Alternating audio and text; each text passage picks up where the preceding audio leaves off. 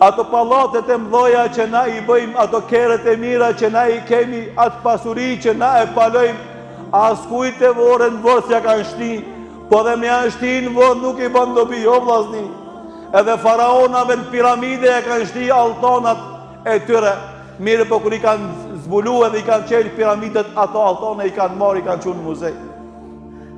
Po edhe njerëzit kur i gjojnë do altana për vore, i marë, i zvalon aty, po edhe me to nuk i bën dobi. E dini çka të bën dobi o ditë? Që ki namaz që e falë, që këtë abdes që e merë në këtë ditë e ftofta, që e gjërim që e bën në ditë në zetë verës, që atë haqë e zeqat që jep pasurin të e donë, e dhimet që me mund e ke fitu, ama kur vjen vakti zeqatit, hiç se me ndonë 2.5, 1.40 është Allahu dhu xhelal, edhe unë atë kam me dhonë.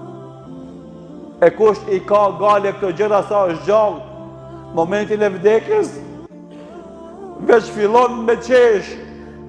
veç fillon me u gëzu, me mishdën që jep Allahu dhu xhelal. Andaj tha Imam Shafiu rahimullahu ta'ala, o njeri, linde duke qaj njerëzit për rëtheje i qesheshin,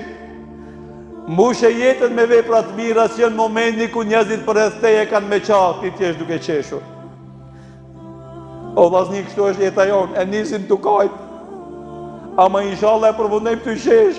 nëse kena mush jetën me veprat mira. Për ndryshe, o vllazni, sa kemi kajt ku kemi le, shumë ma shumë kena me kajt ku të vdesim nëse s'kena veprat mira. Nëse si kemi kriju obligime ndaj Allahu dhu xhelal, nëse si kemi kriju obligime ndaj njerëzve,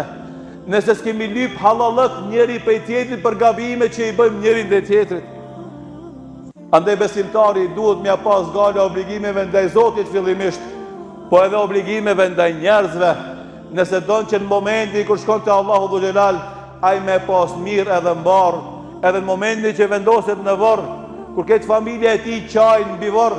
ai tjetë i qeshun e i gëzum, e ta shef vendin e vetë ku e ka në xhennet, e të thot Zotit dhu xhelal, ja Rabb e kimi saa, o Zot sa ma shpejt bën e kiametin, unë me gjithë se jam këtu mirë në këtë varr, du me shku atje se atje kanë edhe ma mirë.